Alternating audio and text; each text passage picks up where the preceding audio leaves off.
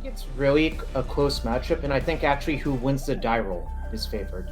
That's my genuine belief. But here it looks like Emma has gone to 5 cards. Ooh.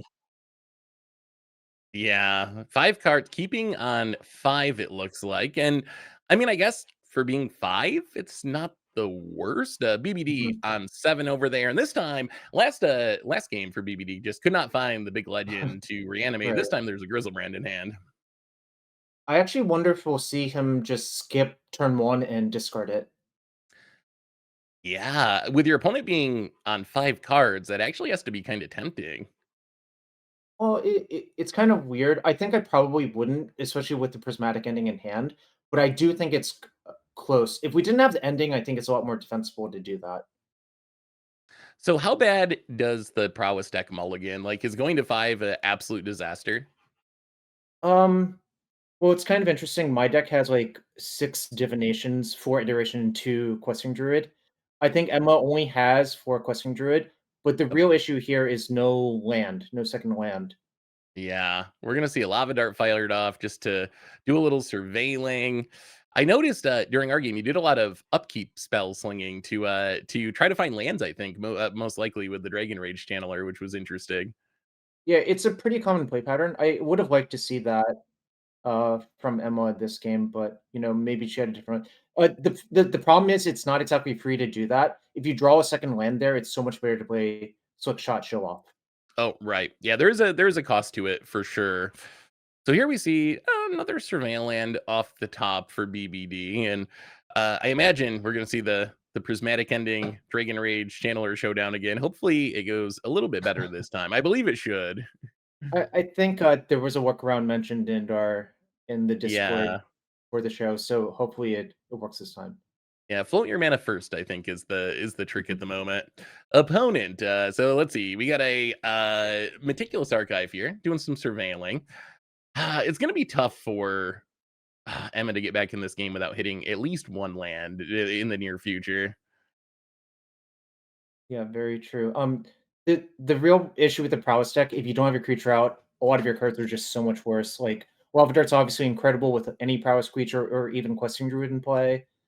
Um, Okay, this is actually interesting. Emma was talking during the last match about how Abundant Harvest was a card she was pretty high on, and here it actually really paid off because it's a guaranteed land. mhm. Yeah, I think in the Harvest spot I have Preordain essentially, which is a similar card, but obviously not exactly the same. Yeah, yeah, I think Abundant Harvest maybe is as close as you can get if you're not in blue. Maybe if you're just straight Gruul. Mhm. Now we've seen And Ephemerate.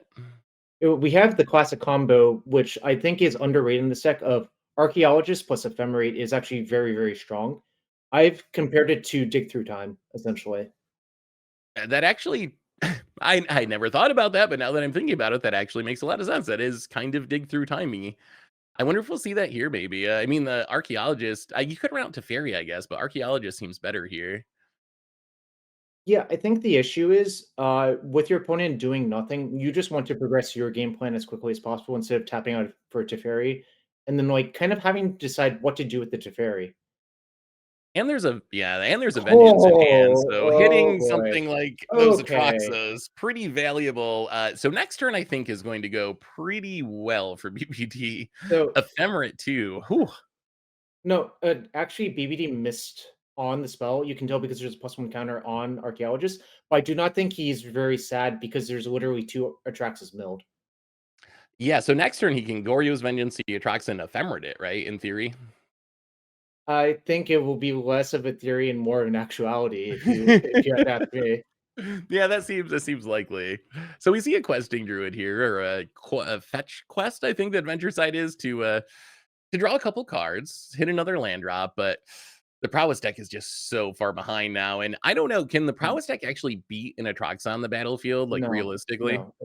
Well, the only way is you have an overwhelming board and one of the cards is Soulscar Mage, because Soulscar Mage lets you manage the size of the Atraxa. But no, I think this is pretty much a wrap. The Yeah, from Emma's this hope position. is Emma's hope is that Brian doesn't actually have the Glorious Vengeance, but we know, everyone in Twitch chat knows, there's gonna be a lot of swings next turn. Yeah, this I mean, this is one of the reasons to play the Goryo's Vengeance deck is we're gonna see it right here with the Atraxa coming down super early in the game and just drawing a ton of cards and adding a huge lifelinker to the battlefield. And the prowess, like I don't know, Emma might end up just scooping. I don't know if there's from this position if you can realistically fight in Atraxa. No, I would say no. So here comes a Vengeance. Here comes the Atraxa. Here comes a huge lifelinker and a new hand of cards. The what Brian gets. It's, all right, we see a Oh, Grizzlebrand, Prismatic Ending, yeah. a handful of removal. Yeah, this That, game is that very over. that's a wrap. Yep. Yeah, there was some chance of beating the Troxa before its trigger resolve. There is no chance of beating this hand. And At to least make it Troxa's a clock. It's gonna wrap if there's not a concession, it does yeah, wrap up the game quickly, which is nice. to make matters worse, there's actually a second ephemerate, so that's just like really the nail in the coffin. Looks like we're gonna prismatic ending to get rid of the Dragon Rage channeler. Yep, So no creatures on the prowess side of the battlefield, and yeah, here's a big attack. cheeky attack for 8 probably. Yeah, I mean, you're gaining so much life with the Troxa. I mean, what's the worst that can happen? Emma has the slick shot show off, but with 2 cards in hand and BBD at what 24, there's just it doesn't do enough. And also, I think sneak in the extra point actually matters a lot because 15 minus 8 is 7, which is conveniently attractive power. Yep. So this sets up the kill next turn with the Atraxa. Wow, what an explosive deck Goryo's Vengeance can be when things come together. Game one or the Yeah. first match for BBD, we kind of saw the bad side of the deck where like it just really didn't come together and it looked very clunky. This game is showing the upside of the deck. Like when it does this, it beats a Mhm. lot of the decks in modern. And yep, there's a ephemera in the concession, and we are on to sideboarding. So, Jarvis from the prowess deck, what does Emma have to bring in to try to fight Goryo's Vengeance here? Well, I think Emma alluded to this in the pre-show. Uh, she does not have any graveyard hate, which I think is a huge downside for this matchup. I'm playing Turn the Earth, which is actually really effective versus Grief because you can flash Yep. it back from your graveyard for 1 in a green. Uh, in the past, Prowess decks have played Soul Guide Lantern, Tormod Script, stuff like that, but looks like I think if I were Emma, I would just submit and try to Goldfish PBD. Yeah, I mean that's I think got to be the game plan. Like, is pick your poison even good enough in this matchup as a sorcery? Like, if it was an instant, I could see the argument for it, but as a sorcery, I feel like you're so far behind, even if you kill the Atraxa or Grizzlebrand. I think you could make a merit for Blood Moon effects, but not really for Pick Your Poison. Yeah. Yeah, I mean, sometimes I play a lot of Blood Moons, and sometimes if a matchup's really bad, I just bring the Blood Moon Yeah, because, same. I mean, it gives me some shot of janking out the game that I'm not gonna win otherwise, most likely. What about Yeah. from, BBD's side? How much changes from the Goryo's Vengeance side, do you think? Well, he cited in all of his Celestial Purges because he saw the Blood Moons, so he's going to aggressively fetch for planes. He shaved a Grief and a Gristlebrand, Touch the Spirit Realm, 2 Teferis, for 2 Fatal Push and 3 Celestial Purge, which makes a lot of sense. All of the cheap spot removal is very good. He still has 5 big doofs to reanimate with Goryo's Vengeance. Yeah, here we go. On to game number 2, and Emma's on the play. Hopefully, gonna start with more than 5 cards this game, I think. And this hand, oh, well, this hand's what do you think of this hand from the prowess side, Jarvis? So obviously, it looks somewhat appealing, but I think you should actually mulligan. Most of your best starts start with a 1-drop creature, and Yeah. yeah, I like that mulligan so much. It exactly rewarded. This hand's quite good. If you find your second land, I think if you find your second land, this is actually a turn 3 kill if you find your third land as well. And that's good because on the other side of the battlefield, it looks like we have a Atraxa that might be coming down pretty early with Faithful Mending to discard the Atraxa and the Goryo's Vengeance. Yeah, BB's hand is quite good. He has the discard out in the form of Faithful Mending. He even has Solitude in case if things go awry. I think he basically has everything he wants except, I don't know, like maybe another untapped land that doesn't hurt him. Yeah, untap Ephemerate would be fine, I guess, Yeah. to save the Atraxa. There's a Grief, which doesn't look like it will probably do much at the moment. Grief is one of your best post-Atraxa plays, actually, because you tend to have too many cards that you can't use anyways, so just, like, unmasking them for 2 cards is a pretty good rate. You might as well, yeah, you might as well pitch him because you're going to discard him anyway. Yeah, that makes a lot of Mhm. sense. So we see a Fatal Push on top too, which I imagine. Well, actually, So you mentioned BBD needing a land. Is this Fatal Push worth keeping because it's good, or do you have to get rid of it for a land? I think you're inclined to keep it because it costs less than 2 mana, essentially. If that was, like, another 2-drop, cantrip spell or something of the like, you would immediately bin it, I think. And I guess you have the Faithful Mending to dig for lands. We do see a pick your poison here, so at least one of those ended up coming in for Emma, but not a land, which is kind of unfortunate. Emma's hand really needed land number 2 to be explosive enough, I Mhm. think, to keep up here.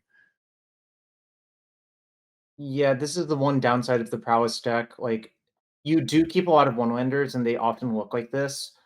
Like, obviously, the one-landers with, like, a cantrip or abundant harvest are totally fine, but this one, you need to get a little bit lucky to win, but I think I agree with keeping, it's just things didn't work her way this time. Yeah, especially already down to 6. It's if it was on 7, maybe there's an argument, but at 6, I think you kind of got to keep. There's a land. It looks like BBD is just gonna pass, leave up the Faithful Mending and the Fatal Push. Is a land enough here? If Emma peels a land, well, there is a land. Is this enough, Jarvis, to make this a game? It's complicated because if BB doesn't find Ephemerate, it might be, but it's still a way uphill battle because he'll be at 22. He'll have the ability to evoke a Solitude most likely. Um, yeah, I'm not sure. It's really, really rough, I think, for Emma still. Yeah. Here's the attack for 1, and it looks like I was wondering if try to plot the slick shot show off, but it looks like maybe just a bolt here, get through some damage. Is this enough to force the fatal push, or is I mean, I guess you gain so much life with Atraxa, just like reanimating that is so high value, it's hard to pass up. I think there would have been merit if Emma had used one more spell on the Slick Shot or on the Soul Scar Mage to Fatal Push, because the life you gain from Atraxa is like set. It's not just like continuous without the Ephemerate. So doing it now opposed to later is basically the same effect. So we see the faithful mending. Gonna be Atraxa pitched, and it looks like the archaeologist will go to the graveyard. No land for B. Well, there's a land for Oh, BBD. yeah, yep, that's a good one. Yeah. So now, yeah, this is going to go very poorly, I think, for Emma. So we see an Atraxa coming into play with haste from Goryo's Vengeance. See the trigger. Here's the cards. So I imagine Ephemerate's probably the game ending hit here off this Atraxa, more or less. I I guess there's the agree. pick your poison, but still. There is the grief, as you said, which can take the pick your poison. So we're seeing the downside of pick your poison being a sorcery, which we kind of mentioned during sideboarding. Mhm, So we don't know exactly what the mhm. Troxa cards are, but we will find out momentarily. Honestly, I don't know how much. Yeah, there's the ephemerate. Well, I mean, that's a lot. Yeah, that is gonna be tough to beat. So with this hand, Jarvis, do you pitch the fatal push to the grief? You obviously ephemerate the Troxa, I think, but do you So hold the you fatal push or do you grief it? you ephemerate first, see what you get, then decide. I guess that's true. You're drawing another round of Atraxa cards here, so you might be able to pitch something less impactful than the fatal push. Here's a tech for 7. BBD back up to 19. Emma gonna drop to 8. And well, we're just gonna see the grief right away. Firing it off, making sure there's no shenanigans. I don't think Emma can really do anything in response. No point in Apostle's Blessing. I imagine you just take the pick your poison and then ephemerate, and that's kind of the game. I think you might take Slick Shot Show Off to cut off. Oh, no, no, no. No, you should definitely take Pick Your Poison, yeah. You're right.